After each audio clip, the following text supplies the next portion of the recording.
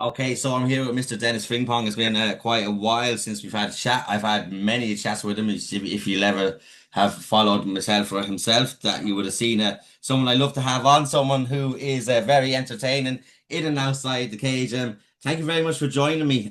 How are you? And you've had a big change in life recently, in fatherhood, but talk to us about how that's affected you. Um, yeah, Dave, as always, it's always good to be on with you. I think I don't know. Can you still access those old podcasts or the old interviews? I don't know, but Um, YouTube you can, the YouTube ones, YouTube, but we did have a few lives, I believe, as well. yeah, we had a few lives, you had a few yeah. I think yeah, fucking my page was deleted, your page was hacked. It's like the Illuminati are out to get us, Dave.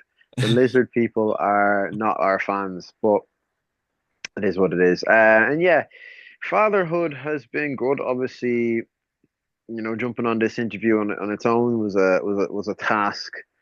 Yeah, fucking having to wipe shitty arses and fucking feeding and crying and all the rest. But yeah, I think I've gotten him sufficiently milk drunk now that he's in a bit of a stupor and he's lying down staring at the ceiling with two crossed eyes. So yeah, it's not affected my athleticism, I don't think. No, I'll find out when I get back in there, but it's definitely affected my free time for sure. Yeah, it is good though. You've talked. It's a very fulfilling thing, and especially in the early stages as well. But one thing it hasn't seemed to have done to affect you is your willingness to want to go and fight. Because I've seen you're actively, as you do, you're tagging people, you're calling people out. I thought fatherhood might have softened you, but it obviously doesn't look like it. But talk to us. Obviously, in your last fight, you went into hometown. A lot of his fan base came with you as well. They kind of Hmm. they turned before the fight, and a lot of them turned after the fight as well. Talk to us about that last fight going into it, and it was a very intriguing fight, and you keep going from strength to strength in and outside the cage as well, because like that, you are the menace, you are the person not to be fucked with when it comes to verbal onslaught.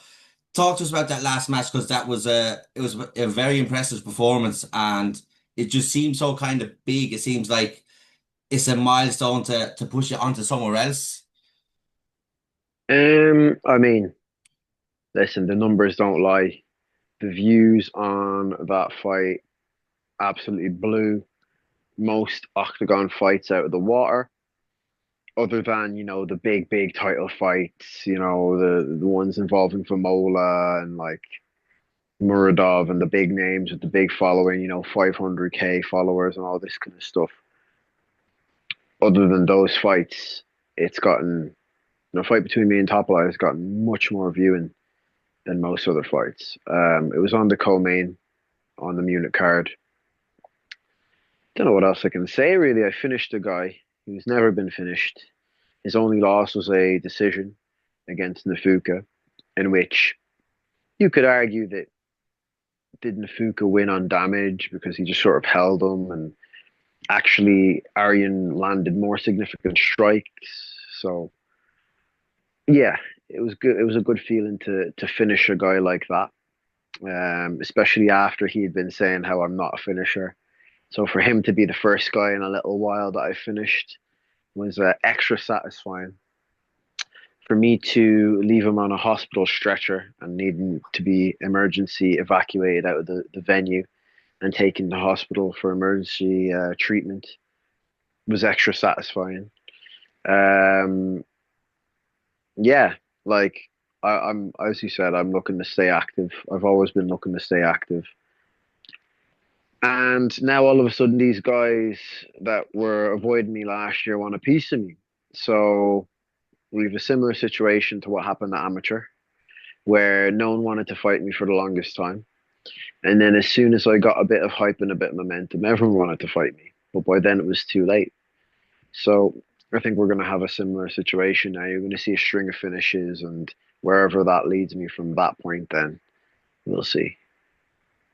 Yeah, because we talked about this actually quite heavily towards the end of your amateur career. We won't mention the names of fighters because because the interviews are lost, no one can find it anyways. But um, like that, there was people that said that you weren't experienced enough, you weren't this, you weren't that, and then because of like obviously you've got the skills as well, but you've got an aura about you as well. You've got the shit talking, but like being around you, you've got that presence as well. There's just something about you that once you kind of start getting better and everyone wants to kind of to watch you, then it turned the other way. And it's mad because me and you had a conversation last year. You said there was people blocking you left, right, and center. People who were accepting fights and then not accepting it. And then they were making up silly excuses like you're not experienced enough, but you should fight this guy and who was the same experience as them. And is it frustrating for you, or is it just like I told you so?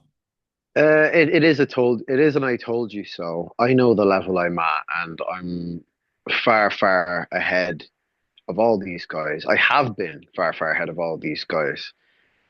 Um, and don't get me wrong, you still have a few people, your Alan Omars and these kind of guys. The guys that I really think will give me a test and will actually be, I'll still beat them, but it'll be a bit more of a test. Where I won't be able to coast and it'll really push me. He's got 30 fights. He's been in the UFC and stuff. So that's the kind of guy I'm looking to fight next. But now these guys are saying, "Oh, you don't have enough fights." But then the last fight he fought a guy who was 10-9 and went decision with him. So it's like you just fought a 10-9 guy, but I'm not good enough for you to fight. Makes no sense. So there's still a few guys that are running scared, still pussy. But yeah, now obviously I've been on a co-main event. Um, a lot of these guys that wouldn't fight me last year are fighting on my prelims, so now they're going, oh shit, like maybe if I fight him with the hype behind him, I'll get on a co-main event. And then it doesn't look as bad if he beats me because he's just beating a load of guys. So if he beats me, like if at least if I don't get finished, I, can save face a little bit. But yeah, we'll see. There's a few names that are on the list, the target list now for this year. I would like to get another two, ideally, maybe three fights, depending on how unscathed I come out of them. So that would be what, either 4 or 5-0 this year. And then we're talking title contention, aren't we? We're talking like I'm in the picture, I'm in the mix for fighting for a belt. I'm in the mix for bigger things than what I'm on here now. So Yeah, and like you said, you were talking about the guys that didn't want to fight and they want to fight you now, and it was I think it was like they didn't want the one of the points you made where it was, oh, if I lose him now because he's beating a lot of people. Do you think it was the fact that they didn't want to be first to be beaten? And do you have more respect for the people who took the opportunity to fight you first because that was the risk of you talking shit and beating them, but they were brave enough to go and put themselves in there?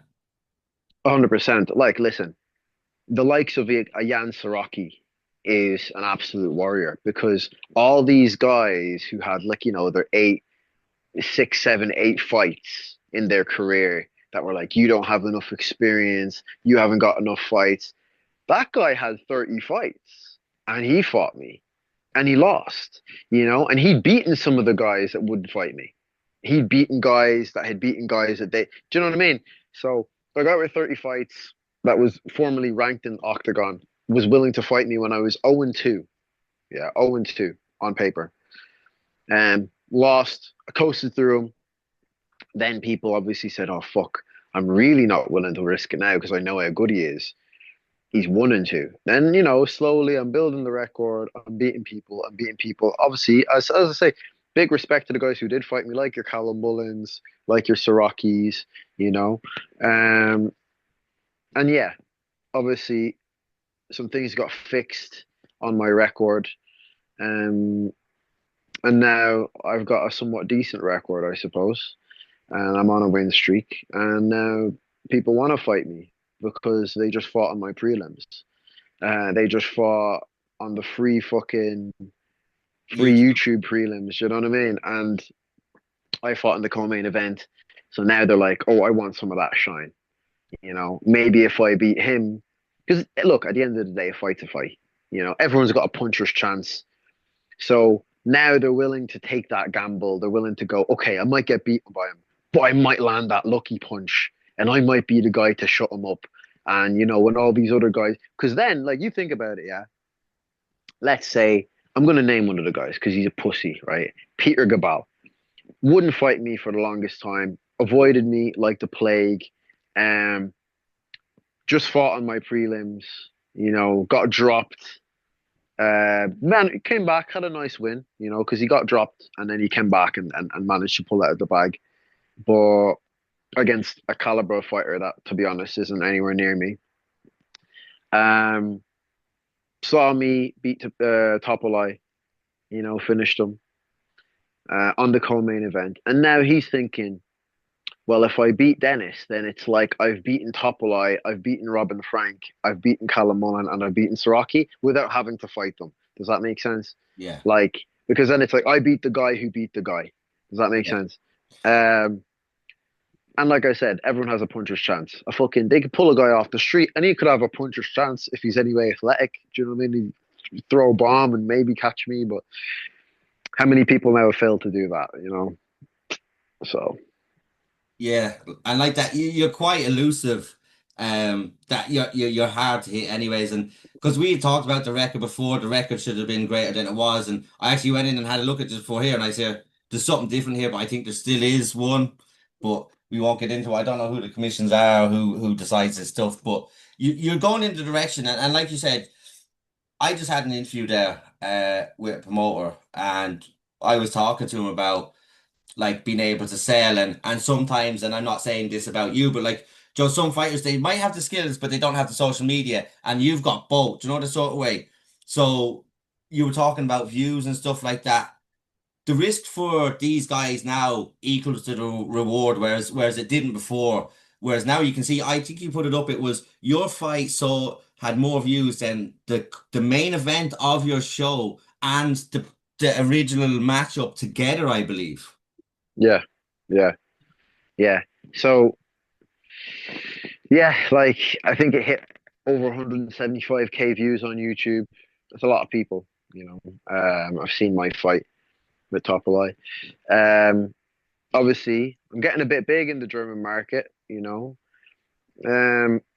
Don't know why my following isn't reflecting that as much, but like, mate, fucking when I touched down in Munich to get to the fight, handed me passport into border control, didn't I?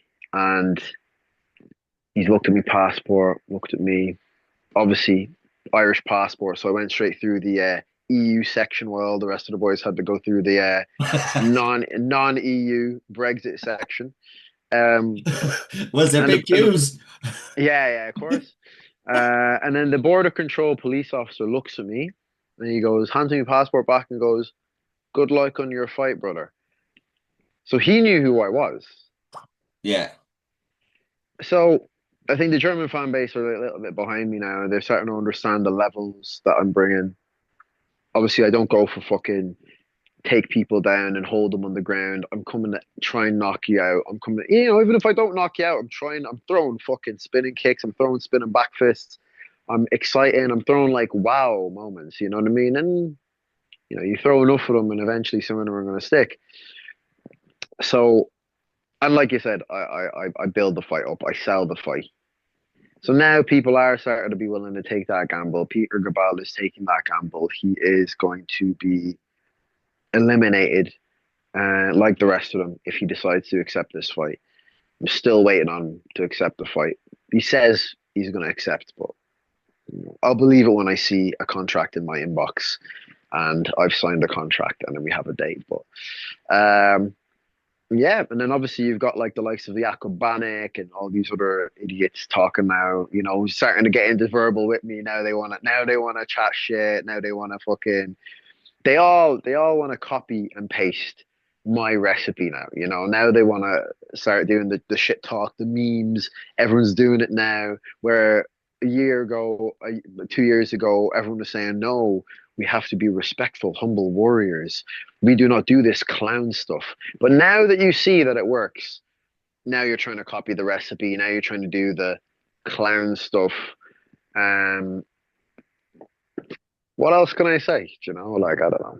It's mad. You talked about obviously you said your following doesn't reflect that, but you look at the views reflect that on YouTube, and Octagon care way more about their YouTube views because they are monetized than they would about your follow. So it'd be in their interest, and because I've seen you evolve and how you've come through, and I would think you would be potentially working your way towards a title shot, and especially now because obviously we've seen Shem is a free agent and the news has come out, but because you're in the same weight class as well, that was a potential sticky situation coming up. Yeah, so obviously Shem's gone and done his thing. He's gone to greener pastures. George Staines has also left, you know. As unfortunate as that is for me a little bit, because I would have maybe liked the narrative of the rematch in a year or two when I've had time to improve my skills and I wasn't a year and a half into the MMA game with still no wrestling.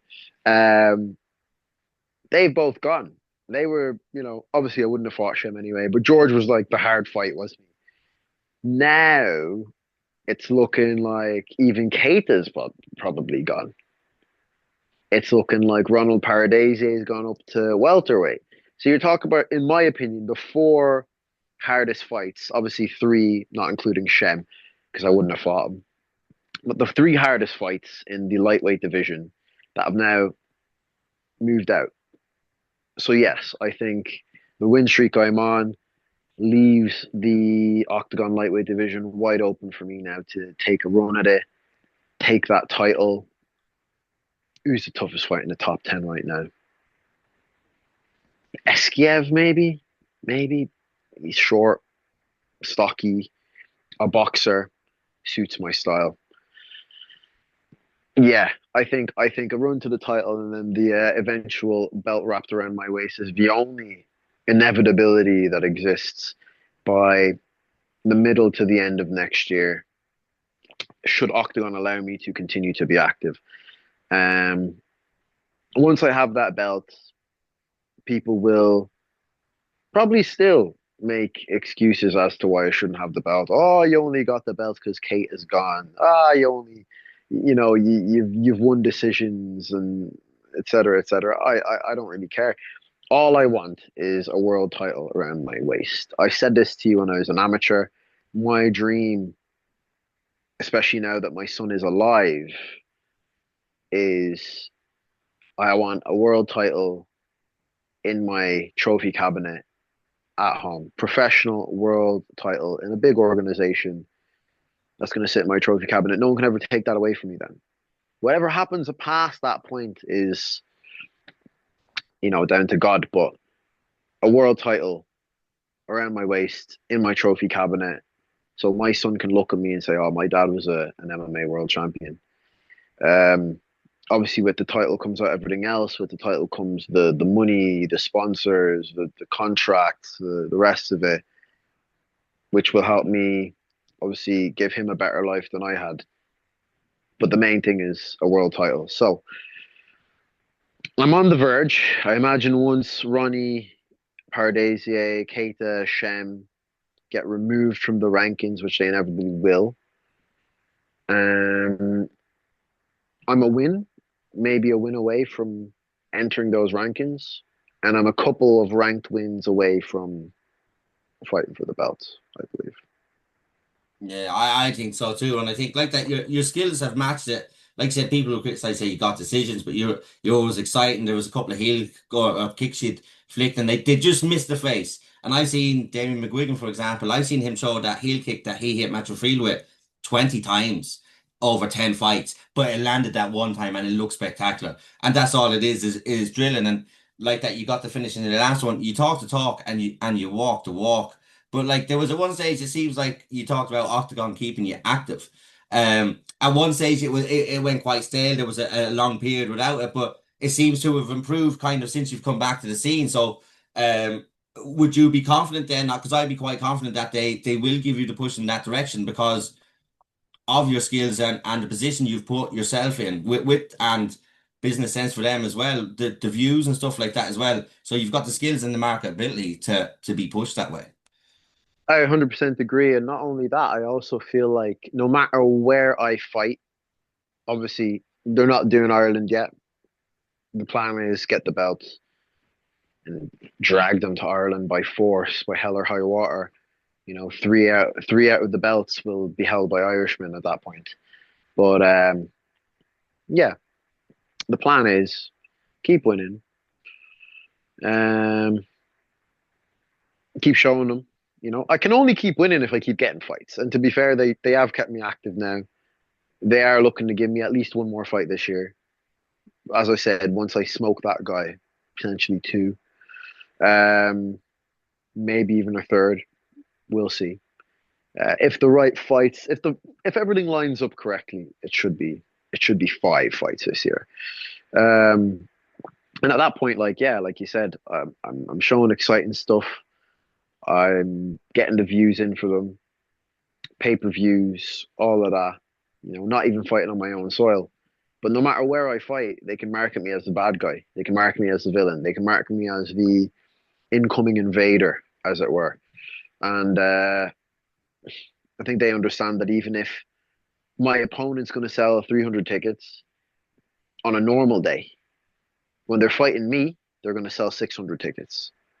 And I'm really selling those tickets, even though they're coming to support the other guy. They're coming more so to boo me than they are to support their guy. Does that make sense?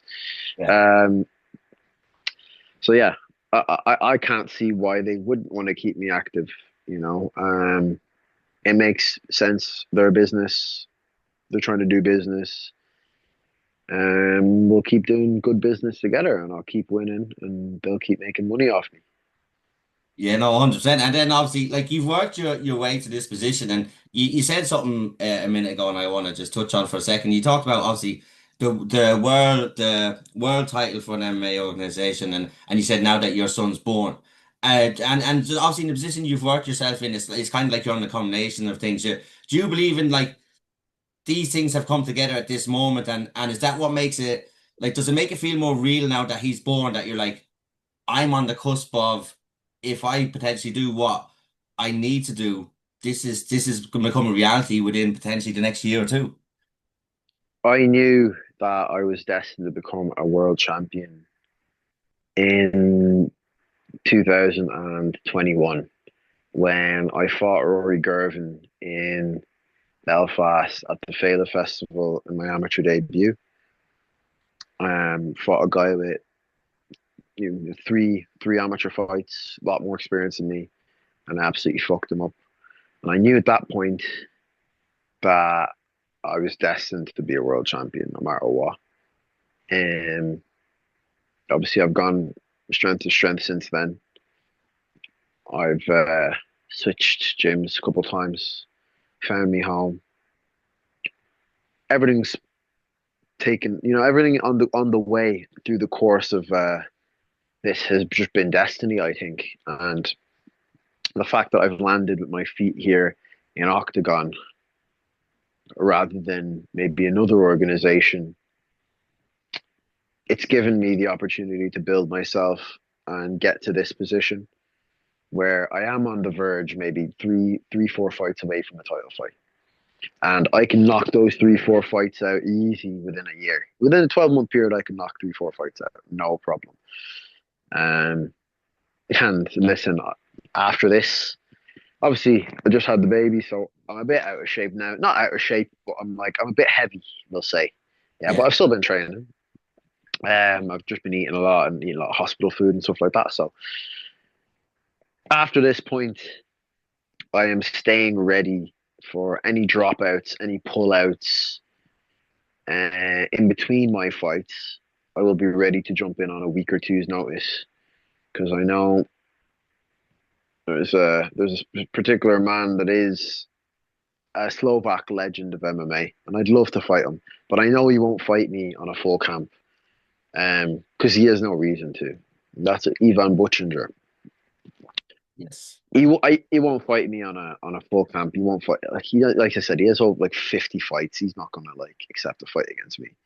But if someone pulls out against him, maybe he'll accept a short notice fight against me. But I'll be ready to jump in, take out a legend. You know, yeah, we know the last Irish guy to beat him. After he beat him, he went on to do great things. So yeah, there's a lot of options for me now. Yeah, he actually went on a streak. He trains in Slovakia. I believe I was in his gym when I went over with Mag at that time, and it's funny because when people look at like who that Irishman has beat, like you look at like Aldo, people look at Aldo and they only think of McGregor, but Bushinga would be the same. If you look at what those two went to do after him, like Aldo had a resurgence, Bushinga went on a crazy streak. He is an absolute legend of MMA, and that is a dream matchup for someone like yourself. But like I said, it's a hard fight for him to take. Hmm. I think like he look at me and my style, and he's what 5'8" or something, like not the best striker. He'd try and take me down, but what happens when he maybe takes me down and I get back up? Then it's like I'm keeping him again, and he'd just be thinking, nah, fuck that matchup. Like, do you know what I mean? Absolutely fuck that matchup. That's what he'd be thinking. But who knows? Who knows? Maybe he can redeem himself against Irishman if he shuts me up. Maybe like the Slovak fans would be like, yeah, our hero will shut this Irish guy up, or maybe I'll stiffen him and send him to the retirement home. Who knows? But no, all respect to him though. He is a legend of the sport, like you said. Since that win, since that loss, he's gone on a crazy win streak.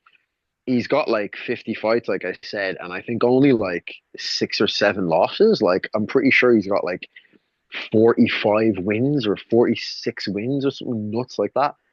Which like fuck me, like I don't even think I want to have 45 fights. Do you know what I mean? Let alone, yeah. So he is a proper legend of the sport, especially in that region of the world. He deserves the respect that he gets. But with all respect to him, I think I'm of the next generation of fighter.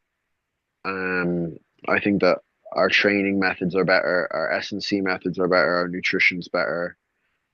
My cardio's better. I'm longer, I'm younger, I'm sharper, and I just think I'd outclass him. Yeah, no, because like that, the game evolves, and like even from when you started, and you look at some of the novices, and you see in your own gym the novices and early amateurs, and even from it was only a few years ago you were at that stage, but just the evolution of the skill level as well just gets better and better through generation and generation. But I think you are going towards the title shot, and I think you've done very very well to work yourself in that position with your skill and also everything else. But I'm going to let you go. But there's one thing I'm going to ask you. Will fatherhood calm you down on the art of war that you like to do against your opponent going into it? Or will it be much Uh, of the same? Because it's more of you're really calling it how it is sometimes. Like what you've said here today is what you basically put up in a more, let's say, less PG way to frame it to calling them out and saying what you've been saying. um, yeah, I think I've already sort of toned it all down. Even just being an expectant father, being a Muslim now as well. I've definitely toned down some of the level of personal attack, I suppose. I didn't really attack Topolai too heavy personally. I didn't attack Robin Frank too heavy personally, or Callum Mullen or Siraki. It was just little jabs, little like funny memes, like what I mean. Like fucking, I'll have a bit of a laugh as well about it. But no, it's not going to change my method for selling fights because it's part of the game, isn't it? It's show business. Um, However, yeah, I think I've already toned down a little bit from some of the stuff that I used to say, and I will continue that. I want to be somewhat of a good example, at least. We'll just have to scrub the early stuff. Well, but look, Instagram has done that for you because I It's actually been wanted scrubbed. It's been scrubbed. because I actually wanted to show someone I was telling them about we won't mention the fight, but you know who it was. It was the story every day, and I was like, this was next level brutal. Like you were being blocked by like his partner, family members. Oh It man. was it was mental. But one thing I actually liked about your last fight, and like you said, it was a lot of technical stuff. It wasn't you going for the personal stuff. And there was a video there that came out after the fight, and it's you telling him how the fight's gonna go. And then Octagon obviously parallel play. how you said it's going to go. Do you like for your fight IQ to be up so they're so high? Is that a natural thing, or is it a mix of cage time and fighting, or do you think it just comes to people, or is it something that can be learned? But I just think, fucking hell, like, call a spade a spade, yeah. A lot of MMA fighters are fucking dumb. Yeah, like a lot of MMA, a lot of MMA fighters are just like, throw one, two, and they're a bit like, they're a bit dopey. Like if they didn't have fighting, they wouldn't have anything in the world that they could do that could benefit society anyway. You know, where I feel like myself, I've come into fighting late in life. I already had a life before that. You know, I had a good job that I left. Um, so yeah, I've just implemented my IQ into fight IQ rather than like just going in there with a fucking overhand and a double leg and fucking hoping for the best. I also feel that like just my style, it's what I usually do to people anyway. I don't really come out fast and try and like knock people out in the first round. I pick away at people. I break people because I know how hard my shots are. They're not hard in a concussive way. They're hard in a painful way where you're like fucking hell, like that hurt, fuck that hurt. But you're not like it's not enough for you to go out maybe straight away, but eventually, you know, it's a death by a thousand cuts and your body quits before your mind does. Do you know what I mean? And as I say, I like that. I like getting to play with people a little bit beforehand. I like the fact that you know you can get a clean one shot knockout. A guy will get up in a couple minutes. You'll come to the middle, and then you know you'll both stand there, and the ref will raise your hand. But when I finish you, even go a decision against you, you're not even able to make it back to the middle to get your hand to see my hand get raised because you need to be stretchered out of the building. Do you know what I mean? That just wear and tear on you, and I fucking hell, like Robin Frank still hasn't fought. You know what I mean? Yeah. I don't even think he's medically cleared to fight. I know Top is not going to fight for a while, so I do real damage to people's careers. You know what I mean? Like I do damage to people's careers. That's all I can say. Yeah, and like you said, the tipping weight, and it could be anything. There's been fights where I've seen you use teeps just straight to the bread basket. So like, and like you said, it's just not something that gets a huge reaction straight away, but you know that cardio's going. That cardio's going. He's going to leave his hands open. You're going to start butchering him on top, and like that, you can see with things put together, and you can see throughout your career where it wasn't happening, and you can see it fixing. You can kind of see you form as a fighter to come to where you are now. Is like, do you look back? Do you notice that skill developing as it happens, Joe? That putting this together, or do you just look back now and go, Jesus, the last fight I was here, but did you like physically notice yourself getting better in the gym in between fights? Um, that's a good question. Or does it have to be tested in live I situation? I watch fights back and like I watch myself move. I don't even really look at the opponent because you can never really compare. Like I can't really compare Robin Frank's fight to Top Life. So even though we're only like a month and a half, 2 months apart, it's two different opponents, isn't it? Like where Robin Frank shot a takedown, Arian might not have he might have fucking blitzed in with hands, you know, where Robin Frank threw a kick, Topolai might have fucking thrown an overhand, you know what I mean? So it's hard to gauge that way. But obviously the level of my opponents is always going up as well. And I think I do rise to the level of my opponents a little bit. Um, but watching myself move from like, let's say, the Solomon Simon fight, just watching how I moved around versus even like the Chris Morris fight, from watching that Chris Morris fight to like how I was in the Bo Gavin fight. Yeah, I think you can see the level jump, the level progression. Um, the one fight like I don't really get much from, at least on in my stylistic format, is the George Shane's fight because I spent so much of fucking time on the bottom. I didn't really like, you know, we didn't really have any striking exchanges, so like, you know, he played the smart game. Not many people are going to be able to do that to me. Many have tried since then, and no one's managed to do the same thing. So yeah, they're going to keep trying, and I'm going to keep making them fail. Yeah, like I said, George Danes is potentially the only person who can do that to you the way he did do to you. Other people saw that and thought they could copy that, but George Spain, like you said, he's a special talent. Like as is yourself. So that's why these guys aren't able to come in and do it. And you mentioned Solomon Simon there as well. And I remember when you two fought each other, and like at that stage, he had a lot more fights than you, and you talk about people not fighting, wanting to fight you. But he took that opportunity and he took that test, and you were both like obviously you won the fight. You were both fairly. It was a fairly close fight. It was a fairly good fight. But now you look at both your pro careers, how you went on. Do you think a fight like that at amateur will benefit going into pro? And that's why you should always take the hardest fights available at amateur, because you think this is why your pro careers have gone the way they've gone. Absolutely, I think that. Yeah, I think that fight. I don't believe he's lost since then, has he? Am No, I he his last? Am I his last loss did ever? Di Stefano beat him after, or did you beat him after Di Stefano? Oh yeah, yeah, yeah. Di Tefano beat him, but it was a fucking robbery. That was a robbery because he definitely beat Di Tefano. Right, that I'm just gonna say. I remember that fight. It was on Premier FC, was it? Yeah, yeah, yeah. Yeah. No, he definitely beat Di Tefano. Robbery. But yeah, he's gone stride to stride now. I can see him getting to the UFC soon. He's on 5-0 or 4-0. Yeah, all finishes as well, I Yeah, believe. all finishes now. Like, he's probably fighting at the weight division he should be fighting at now, which is featherweight. Yeah. Um, Obviously he fought me at lightweight. I'm probably a bit bigger than him. He probably didn't cut a lot of weight. I did. I was massive in there. And it was a close fight. Obviously the experience factor was there.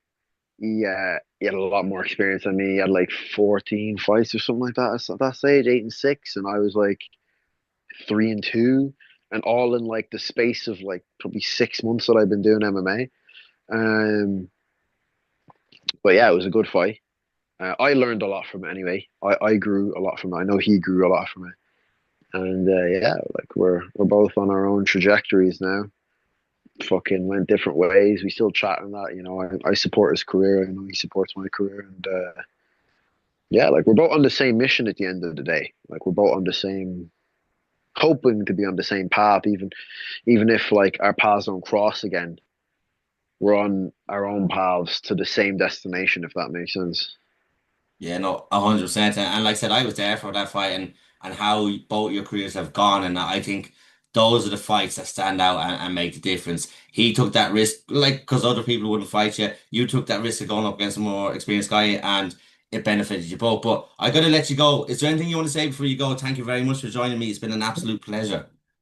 Absolute pleasure as well, Dave. I just want to say, book Peter Gabal, signed a contract, you bitch. Um, and yeah, hit like, follow, subscribe, whatever the fuck else to Fans U MMA. Get his page back going since he got hacked. Don't buy the crypto that you said he's selling off his old page. And yeah, like yeah, that's it. Perfect. Thank you so much. Enjoy the rest of your evening, and I appreciate your time. All right. Nice one, I appreciate it.